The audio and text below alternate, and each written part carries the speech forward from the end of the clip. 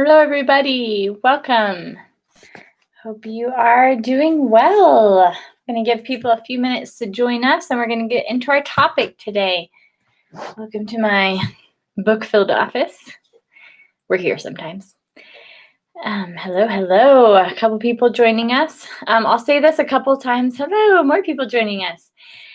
There is a live chat. It can be a bit tricky to get to, apparently. And sometimes I think YouTube itself is sabotaging you because when you click on things, people are saying it clicked to different things. Anyway, if you go to where, you have like save video, all those little buttons underneath your screen, it will show up with a live chat button. So you can jump on the live chat and type things. If you're not signed into YouTube, you can sign in using your Google account. YouTube and Google are the same, so you don't have to create a YouTube channel or anything like that. And then that will allow you to type in questions, which will show up here. And I'll go ahead and type something, hello, so that you may be able to find that, because maybe if it's empty, you can't get in. I don't know. I'm learning still. There's so much to learn. Anyway, welcome. We are doing breastfeeding today, and lots and lots of topics. Hopefully we will have a great class. There's so much info, and I don't know that it's as organized as I would like it to be, but that doesn't usually stop me, so I think we will be just fine. Some people are signed in. I can see there's a couple people that are registering, but sometimes there are more people that aren't logged into YouTube that don't show up on my little sheet. But again, as people are coming in, welcome. We're talking about breastfeeding today, and it's going to be a great and big topic. It's the end of a very long day for me, so I may yawn a couple times. My throat, I've been talking essentially since 8:30 this morning. I have had very little not talking, so it should hold up just fine, but here we are. Okay, sorry for people watching this on replay because this is a boring little intro, but to let people get on before we get into the topics. Yay! When we look at breastfeeding, there are a lot of things on my heart, but I want to talk about my background first, why I'm talking about breastfeeding and what the importance I see in it, as well as tips and information that we want to talk further on. So, number one, my background on breastfeeding. I am not a mom, but I have both watched my mom breastfeed 8 younger siblings. That is kind of cheating because by the time, especially that I was aware, she was doing it smoothly. It was nice though because it was a very normal part of life for me. So there's a lot of comfort, and I don't have anxiety about helping people because I've never watched my mom have anxiety about breastfeeding. So I appreciate that. The other thing that I do have a lot of experience in, I used to work in the hospital as a nurse, and I worked in postpartum, labor and delivery, NICU, and pediatrics. So a lot of what I did was helping to breastfeed, and a lot of difficult places to breastfeed. So we're going to talk some about latch, which I have lots of help for. That's done much more in person. So we can talk about some basic things here, but that's something that your particular situation, I'm going to hands-on be able to help figure out a more successful solution for babies who aren't having trouble latching. But the other thing that I do well know is how challenging breastfeeding and the choice to breastfeed can be. I have been with NICU babies that were there for 4 months. And I understand what it's like to keep pumping, to lose your milk supply. So whether your situation is a NICU or you went back to work or your hormones are off or whatever's going on, there are the basic principle that I feel like is in a 99% of the time of the cases, there is something that in the midst of breastfeeding your current child, we can improve what's happening so that you can have an increased milk supply and increased success in breastfeeding. So you may be a mom watching this, you may be a grandma watching for your daughter or future daughters or daughters-in-law, and that's all great. And hopefully you are enjoying. Please share this video if it's helpful. And give it a like if it's helpful. Okay, so first off, let's talk about the mechanics of breastfeeding first. So there's so much. You can literally teach a 4-hour class on breastfeeding. So there is a lot that we can talk about, and talk about mechanics and talk about first breastfeedings, but I'm going to assume that most people who are watching this video are actually having trouble or are already currently breastfeeding. So there's things about first latch if you haven't had your baby that you're watching this for. There are things about first latch and allowing that baby really to naturally latch. I think that we are instinctual. There are certain instincts that are present, especially around birth, both for the mother and the child. So I wholeheartedly believe that that is something helpful. However, I also believe if you didn't put your baby and allow it to nozzle its way to the breast, you can still be successful. We are amazing human beings. God created us so amazingly, and it's so easy for us to morph wherever we are to compensate, to allow, to bring in other additional strengths to compensate for other weaknesses. So I think that success is always possible in the future moment. And sometimes we have to redefine what success looks like. There are rare occasions where genetically maybe you don't actually produce milk. And that's a purpose, a thing that has happened because of past, maybe even your mom's drug use or something like that, right? So there are sometimes our circumstances that we have to come to a different success. But in terms of, in terms of actual success, if you have a supply but it's just low, great. We can work with that so much. So there's a few things that can be off. And I'm going to write all these down here. I took a patient call until pretty close to this class. I didn't get to write down the things in my head, so I'm going to do that here. Right. First off, we're going to talk about structure. Structure both of the baby's mouth, of your nipples, and of the structure of your holding system, okay? Next, we're going to talk about nutrition, mom's nutrition. Next, we're going to talk about gut flora. Of course, you'll never get away with me not talking about gut flora. It's a central thing. Structure, nutrition, gut flora, and then we're going to do stress, emotions, environment, hormones. Hormones is a separate one. Stress and emotions, which affect hormones. Okay, there we go. That's what we're talking about in the class today. So first, structure. Let's talk about structure of your nipples first. Some people have innie nipples and some people have outer nipples, especially when they get stimulated. Some nipples actually do pull inward. That's actually pretty rare when your nipple does pull inward. It's not impossible to breastfeed. It's pretty difficult for newborns, and a nipple shield can be a very helpful and successful solution for that. Most people's nipples do actually pull out eventually once they're stimulated enough, or once the baby gets enough of the breast. So this is my breast hand. The breast is really round, right? See if I can make this look good here on camera. So when we are helping a baby who has a smaller mouth than your big, especially engorged breast right at the beginning, we want to actually bring a hand on and kind of make a sandwich hamburger for that baby's mouth. The mouth will come, here's the chin, is my thumb, and then the rest of the mouth, the top part of the lips are here. So that chin and bottom lip need to be stuck quite a bit underneath the breast tissue, and then we sandwich that on top so that actually the baby's massaging the milk ducts, and then the nipple is just where the milk comes out. We can't get milk from the nipple. It comes out of the nipple, right? So we need to have a good chunk here. And then as your baby gets bigger and older, of course, you will have a great bite on your breast, and you don't necessarily need to hold it. For new babies, you may need to hold it because as you let go of the sandwich, the breast tissue goes back to shape and the baby's mouth comes off of that deep. So until it's strong enough to really hold on to that tissue, that's what you're doing, okay? When that happens, the nipple on your breast, so we'll put my thumb out here, it sits actually right on the tongue of the baby, and it just stays there. So the baby's massaging here, the milk is coming out, and your nipple doesn't get rubbed so much. So this is actually a really good sign of a good latch is when your nipple is nice and round because it's fitting in the baby's mouth and not having issues.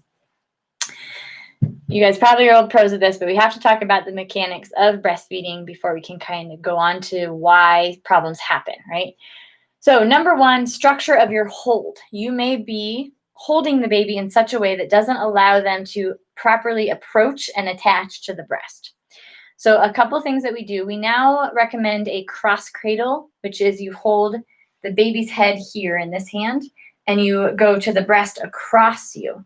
So you're going to make a sandwich with this hand from underneath the breast, right? So it's whatever way the hamburger, we don't eat a hamburger this way, we eat it this way, right?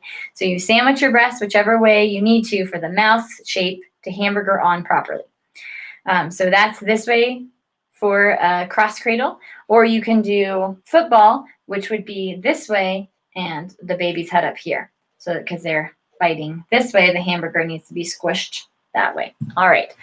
So those are the things that we're doing. So it's good to try different latches. You also have different breast sizes. They may have a preferred way. If you have a baby with a torticollis, which means their neck is a little tight one way and they can't quite, get their head maybe all the way here, we want to work on that, but maybe they were in the womb for a while and that's how they got stuck up against mom's wall, placenta wall. So there's lots of reasons why we might have that. And while it has time to unwind, they maybe can't nurse on both sides quite the same. So you might do a football in one and a cross cradle on the other. Or if you have an injury to your arm, or if you're not as ambidextrous as some people, there's just lots of reasons. So the structure and hold is a huge amount, and it can actually overcome a lot. Why is structure and hold so important? Why do I talk about it first? Because if the baby is not properly stimulating the milk to come out and to empty the breast, you, one, will probably get mastitis, and two, your breast will stay full, which means the baby will stay hungry and your body won't produce more milk. The breasts work on a supply and demand. So as there is demand of milk being removed, then the body will beef up supply.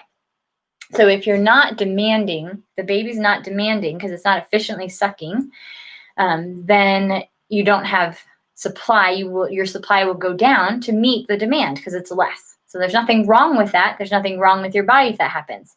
It's just meeting the demand.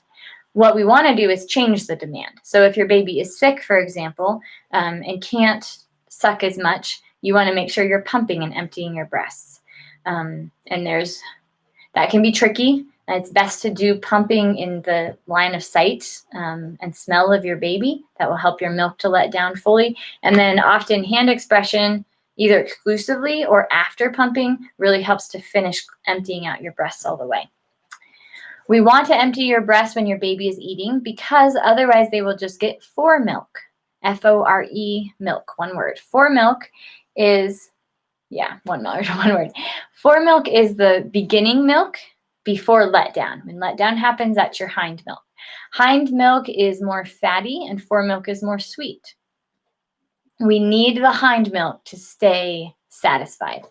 If your baby is constantly switching from one breast to the other every 10, 15 minutes, but never really satisfied, they're missing the hind milk.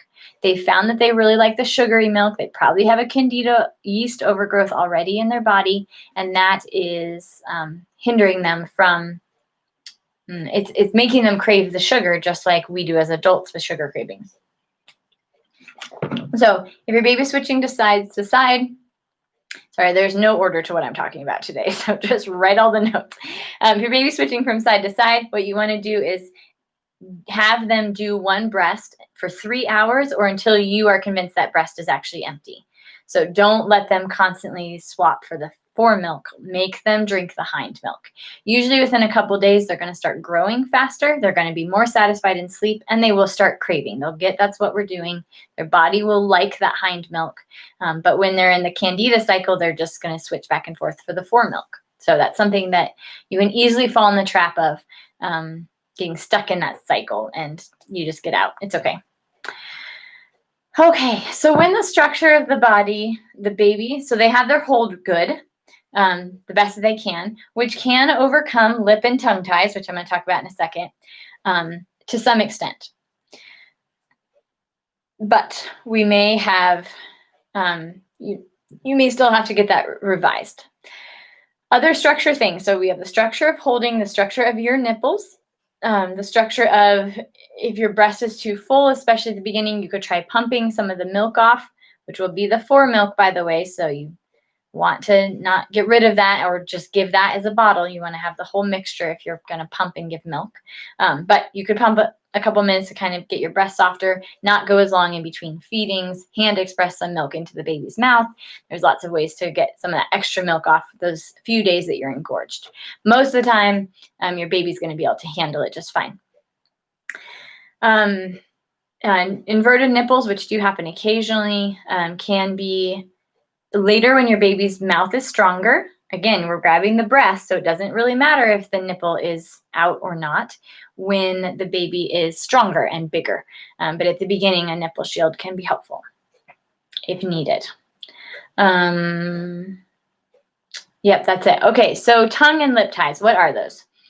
So a tongue tie, you can't see mine, I have one. It's a little one. So there are strictures. You guys can do what I'm doing weirdly on camera. Put your tongue right up here underneath your nose and see if you feel a membrane, basically, a piece of skin that's attached to your lip and then to your, whatever this is called, gums. There we go. That is a tongue tie. So tongue ties do a few things, or lip tie, sorry, that's a lip tie. Lip ties aren't necessarily as problematic in my research. Let me go back. I would have liked to do more research about tongue and lip ties, but that didn't happen this week.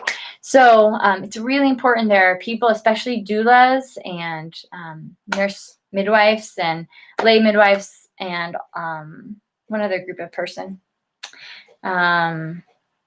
Postpartum, can't remember what they're called. There's people that help with postpartum, just like you have a doula to help with birth, there's people that help you transition in the first month or two of postpartum. They're awesome. We have someone here, Jessica, something that starts with a B.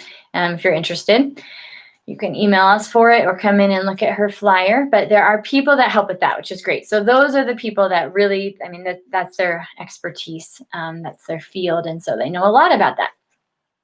There are also, if you're local in Colorado, there's something called ColoradoTongueTie.com. These are people that a midwife that I know, that I work with, is where she sends everybody. Dr. Jessie does laser revisions of tongue ties. So what's the big deal with tongue ties and lip ties? If you have a tongue or lip tie when you're breastfeeding, it potentially will hinder your latch, the baby's latch, which will hinder milk and growth and cause mastitis and so many issues, right? Now, I have a lot of people come into my clinic and we are having a lot more lip and tongue ties. I think to some extent we are diagnosing them more, but I also highly suspect, I've talked to midwives that have been doing this a while, there are more. So my guess is there's either something in the chemicals of our world or our deficiency of food that is causing the lip and the tongue ties to be more common. So if it happens to your baby, it probably wasn't your fault. But whereas lots of babies didn't get it resolved, maybe they didn't need it, there is a higher incidence of lips and tongue ties now. Also a higher incidence of resolving them. What's the big deal? So it can hinder the latch because it can, especially mine's pretty high. Some babies especially are really low. You can't see anything I'm doing. They're really close down to this part. So then the lip can't fully flange out to grab the breast tissue. So they're not able to get a latch. They're going to be popping and sucking and, what's the word I want? When they're latching, you're going to hear a lot of noise, a lot of popping noise on their latch. Doesn't get a good seal. It's not going to be as good. Okay, number 2, we have tongue ties. That is that the tie, that same kind of membranous thing, is too much. Our tongue is clearly anchored, right? But there is an extra piece of membrane underneath there that's shortening the tongue's ability to move properly, which is going to, again, hinder breastfeeding. The deal is, though, it's not just about breastfeeding. So I have parents all the time come in, they have a lip or tongue tie, but they didn't find out until like 6 or 7 months old. They're breastfeeding fine. They're growing fine. Should they get it revised or not? I don't know, number one. It's a decision to research, but here is a thought I always throw out. It's not just feeding on a breast that is how we use our mouth for nutrition, right? Our digestive system begins in our mouth. And if our mouth is significantly hindered in any way to not manually do the things like moving your lips or tongue, especially tongue, the way that it should, you probably are going to have digestive struggles downstream your whole life. And that I've seen with kids who have gotten lip and tongue ties resolved at a few years old or even 7 or 8 years old, digestive symptoms go away. There should be no reason for that to happen, but they do. So that would be, I do recommend evaluating if you notice, or if you're worried about it, or if you have digestive symptoms that are just not getting better in your kid. It would make a lot of sense to me to go to something like coloradotonguetie.com or whoever you have local to you and do an assessment, have them do an assessment to see what it is, what it would look like to undo or revise that tongue tie. Because we're talking about potential digestion for the whole life. So that is why I am a little quicker to recommend, yes, I would look into it. I would go get it evaluated because I'm not just looking at breastfeeding. I'm looking at digestive for your whole life. And if you can't digest food, you're going to have problems with pain, problems with malnourishment, problems with toxin detoxification, problems with brain function, like everything. We have to get food to function, right? So if your digestive system is not optimal and there's a physical reason you can fix, it makes sense to fix it. Okay, I'm not going to belabor that point anymore. So I do have a lot of thoughts without knowing. I wanted to go into some of the more specific studies or give you a study, but unfortunately I don't have that. I'm sure that they're out there. Nutrition, nope. Gut flora. Let's talk about gut flora next. I'm going out of order. So gut flora is important, but simple. Two things with gut flora. One, we have less exposure to flora, meaning bacteria, viruses, worms, parasites, microbes, now than we ever have in human history. Everything is cleaner. Everything is sterile. Everything is refrigerated. Or water is treated. There is very little exposure to microbes comparative to most of human history. What does that mean? It means we have to do it on purpose. The body is made and designed, and especially as a child, the first 6 weeks are the time that our bodies established a relationship with flora and the immune system, established a working relationship. What's good, what's helpful, what should we do? The gut flora in many ways teaches our body's immune system how to function properly. So if we don't have good flora or exposure to flora, we could potentially be handicapping our gut flora. Again, I think everything is overcomable, but sometimes it's harder to overcome than others, and why not just do it good in the first place? Anyway, as much as we can, right? That's what we're trying to do. Okay, so with gut flora, what do we need to look at? Babies mostly have bacillus bacteria, bifidobacteria, Lactobacillus come with more complication, but bifidobacteria are the primary flora. But you don't have to worry about that necessarily. You can go get a powdered probiotic, and generally I do recommend doing that because, again, we just don't have the exposure, and we need bifidos as a baby to establish a proper flora. Life Start by Natron is one that I really like to recommend. Or you can do BioCult that's formulated by Dr. Natasha, BIO-KULT. Get the normal adult one, not the infant. It is a little complex for what babies need, but it's not harmful. So it's a good clean one. And there are other good ones. Those are just two that I work with a lot. Powder, get a powder or a capsule that has powder in it. Put a little on the nipple before feeding, or a little in baby's mouth after feeding, just from your fingertip, and work up to an appropriate dose for age.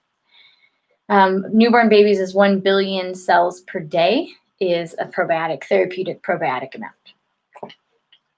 Okay. Mother can, in fact, pass on probiotics and probiotic information through breast milk. So exciting news. I didn't think that was true until recently. So that's really cool. So mom taking a probiotic is important. Don't take too much of one or too fast because you can have die-off symptoms, which will then create toxins in your circulation, which will go into your milk and into your baby and cause discomfort and symptoms potentially for them. So as long as you're not feeling die-off, your baby's not getting it, but you don't want to go up on a new probiotic or fermented food too fast if you're not used to one. Just go nice and slow and work up slowly. A really cool thing that I learned that is a correlation, is the strongest that I can say with studies, but it makes a lot of sense to me. There is a correlation that polio used to be in our water, and we were all exposed to polio all the time. Polio has some evidence that it seals the gut lining. So there's a theory that, which makes sense to me, that the polio exposure in water and in mom to the baby, right, probiotically, and I said probiotically correctly because all microbes are helpful in certain ways or amounts. Imbalances are problems, but there's usually a reason for imbalances anyway. So polio, not scary paralytic polio, but which may actually just have been from the Teflon chemical, by the way. I just was reading some research about that what we describe as polio may not actually be from the bacteria at all, or the virus at all. It may actually be from a chemical that was put in the water at that time. Anyway, hooray for chemicals. So polio, the point is polio seals the gut lining. That's the theory. I'm not saying go get polio or drink unfiltered water because our systems can't handle that. We're not good at that. But there are a few ways you can get exposure to that. One is homeoprophylaxis, and Amber Curie does an amazing job talking about homeoprophylaxis. This is an education for the immune system without any disease material or any toxins. So you can, I do have that recorded. We don't publish that publicly because it's such a hot topic, but I'm happy to send it to people individually. So you can jump on and look at that. Okay, homeoprophylaxis can give you that informational exposure without disease exposure to polio, which can be great. Otherwise, don't Clorox your kids, right? Let them be kids. Let them be in the dirt. Let them be playing. Don't be afraid. Now, I'm talking dirt, not chemicals. It's pretty funny how my mind has changed now, and I see dirt and I'm like, great. I see chemicals and I think of dirty. I'm thinking of, is there dishwasher detergent residue on this cup? I don't really actually care about the cup being so clean. I care if there's dishwasher detergent residue, chemicals that my body is taking in. So thinking of that, there's a lot of things that we can't really help exposure because it's just in our water and in our soil, but doing the best you can to limit the exposure and then getting good probiotics, which will bind to toxins and take them out of the body, which is great. Take care of your baby's gut flora. Help them be exposed, right? Introduce them to flora. That's good, especially through you. So you need to have healthy flora, healthy skin flora. If you have a yeast overgrowth, it's best to address that before you get pregnant, but the best time to address it is now if you need help with that. Stress, nope, let's go back to nutrition. So a couple things with nutrition. I'm just going to go down a list because we're already getting pretty long. When you are breastfeeding, dear mother, you have to eat a lot of food. People are obsessed, I'm not saying you are, but as a culture, we are obsessed to returning to our pre-pregnancy body as fast as possible. That is so incredibly wrong and probably dangerous. Dangerous for you potentially, but also potentially dangerous for your child. Because if you are not eating the nutrition and calories that you need to rebuild your body and maintain health, and for your baby to build his body or her body, someone's going to be lacking. There's going to be a breakdown that will be paid for later on when a stress comes onto the body or that organ system that got undernourished, okay? So it is so important. Please, please eat enough.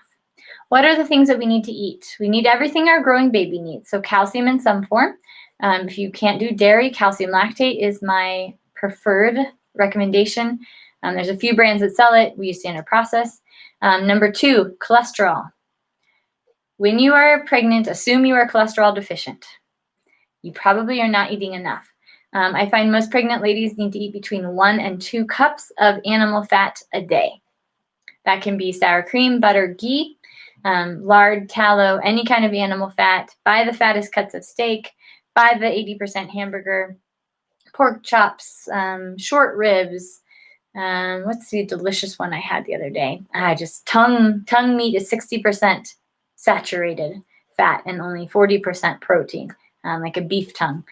Heart and liver are also very dense and very good, so I would recommend eating those in some form, either desiccated in capsules or eating them or doing liver shots, which I have a video about.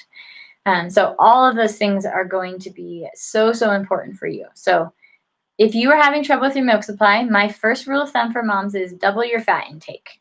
Usually it brings your milk supply up or increases it significantly if it was always low. We need vitamin A. That's fat-soluble vitamin D. So cod liver oil, fermented cod liver oil is really helpful. I like green pasture stuff or Rositas.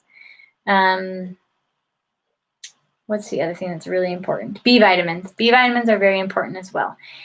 And then anything that you are deficient in, that your baby is showing signs in, and this is where, someone like me comes in handy because I can see there's ridges in the nail. We might have B vitamin deficiency. There's zinc, there's low stomach acid, whatever.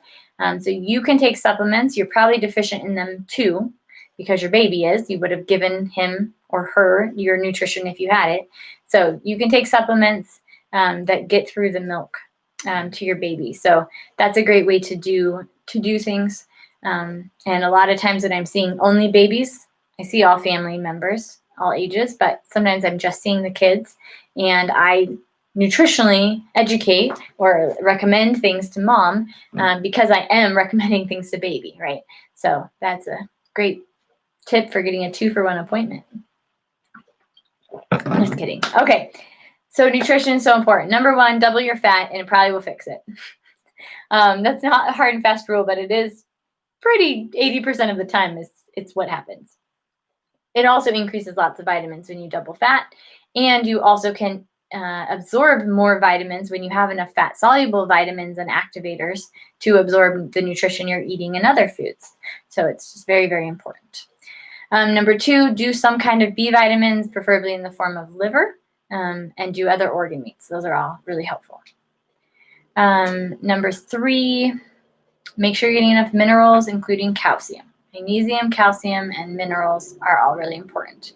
You can do that with really good salts like Baja Gold or Celtic sea salt, eating seaweed, or taking a mineral supplement like a concentrated mineral drop.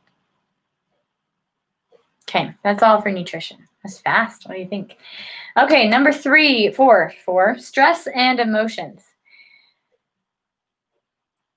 Until baby can talk, your method of communicating with your child is, we could say, telepathic, right?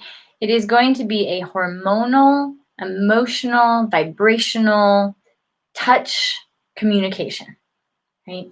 And so when you are stressed, either about breastfeeding or just about life, your baby will sense that, and you are telling him that this is not a safe situation, and we don't eat well in unsafe situations, right? So when you are sitting, you don't have to be in a perfectly quiet and still room, but your emotional state, as best as you can, needs to be in a calm and steady place. By the way, eating fat and minerals will help you be in a rested, calm, and steady place. That helps your adrenals be calm. So just be aware that your stress and emotions are going to affect breastfeeding. And if you are nervous or worried, you're a first-time mom and you're worried about breastfeeding and will this go well, it may not because you're so stressed about it. And I'm not saying like fix your stress, right? Like get better, be better, because we can't just do that. But address your fears, talk about it, reach out to a friend, get advice from older women who have done this before. Ask them, was it hard to breastfeed at the beginning? Because 5 out of 10 at least women struggled with breastfeeding, right? There are lots of people who it's very natural, and they are usually the people who talk about it a lot because it was just beautiful and lovely to them. But so many people did have challenges. It is a natural process, but that does not mean that it's easy or that it's going to go smoothly. It can, but it's something you often have to work for, okay? So you don't need to be stressed about that. But if you are stressed about it, address it. It's reasonable to address it, okay? So stress emotions, your baby's going to feel what you're feeling. Your baby's going to feel what you're feeling, and you are going to change and affect. You can change and affect the situation very well. Say hi to the puppy. Okay. Number 5, last one, is hormones. There are 2 sides to hormones. One, hormones run everything, or they're the chemical messengers that tell us everything. So if you are stressed, your hormones are going to be different than if you are calm and relaxed and happy and healthy. So that's number 1. Number 2, your hormones may be having on the struggle bus because of your postpartum transition, hormonal transitions. So number 1, you need to support your liver. Oh, we're already eating liver. Good job. Number 2, you need to support your adrenals. Oh, you're already supporting your adrenals by eating minerals and fat. So you're doing so much to change your hormones just by doing that. Keep in mind another use for cholesterol. Cholesterol makes all of our sex hormones. All our sex hormones are cholesterol-based. Sex hormones are, pregnenolone, DHEA, progesterone, androstenedione, estradiol, estrone, estradiol E2, cortisone, aldosterone, cortisol, testosterone, right? All of those are sex hormones. All of them come from the top of cholesterol, and then we cascade them down. So you need to eat a lot of cholesterol, not only to repair and to make milk that's rich and delicious and nourishing and keeps your body and your baby sleeping, but also we need it for hormones in the transitional stages that you're in, which is a lot. You're making a lot of hormone and a lot of transitions. There are things that support hormonal balance. So eating food and eating liver is the first ones, but we also can do targeted supplements to support things like Simplex F. The standard process has, you can have PMGs, which are protomorphogens or cell determinant, that can help to informationally help your body know how to handle. It helps your organs function better, I guess, is the short phrase for that. I don't want to go much over 40 minutes here because I'm trying to keep these shorter now. So that is what a PMG is. I'm sure I talk about PMGs in the autoimmunity talk on YouTube, so you can find it elsewhere. Immune system, yeah, you'll find it, or I'll do one just on PMGs someday. When we have hormonal imbalances, sometimes they start a long time ago. So there may be a place where you just eating fat and minerals and liver, for example, doesn't actually help your hormones quite as much as it needs to. But what you can do is get on that start, and then if you're still struggling, talk to me or talk to another practitioner that's near you to see what that is. I do not recommend hormone replacement because there's a reason your hormones are imbalanced. If they're out of balance, we want to fix why they're out of balance. We don't want to just balance them. It's like having your books, your credit, your checking book is out of balance, right? Because you missed something and you just write the right number and just go forward with your life. It's not fixed. You made it look fixed, but it's not fixed, right? So that's what doing a hormonal, an end product, hormonal balancing kind of thing, a replacement does. There are times where that is necessary or helpful, but most of the time, if we have time, we can work on and figure out where that imbalance is coming from and fix it from that. All right. What else can I tell you? That's kind of the main things that I wanted to say. So hopefully this was helpful and informative, and if you have any questions, you can type in to the live chat and I can see those. I'll just hang out for a minute or so to see if there are any that come in. Otherwise, we'll say good night for the night. In terms of YouTube, please like and share if this is helpful. I love teaching, and this is a nice way to get topics out and talked about that are just shareable, so you don't have to come to a class when I have it twice a year or whatever. It just is here. So I'm happy to do that. And then I want to let you know you can also directly kind of donate to education. We provide education for free, but instead of having a Patreon or anything like that, we just have a donate button that will be down in the description below once I finish this video.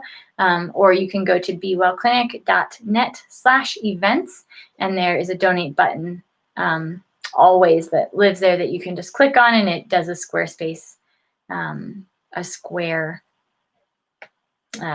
transaction that you can just say how much you want to donate and do that. So I appreciate that. It's helpful. Those always trickle in, which is fun, but I just love teaching, and I'm glad giving these out. So glad to be doing this. Okay, I don't see any questions coming in. If you joined us and didn't know, you can sign in under live chat, which is by the share, etc. buttons, but guessing nothing's going to come in today, so that is okay. Okay, hopefully you guys have a great time. Ask questions if you're watching this on replay in the comments, and I will answer them when I see them reasonably soon after. And I hope you all have a good night or day or whenever you watch this. Be well. Talk to you later. Bye.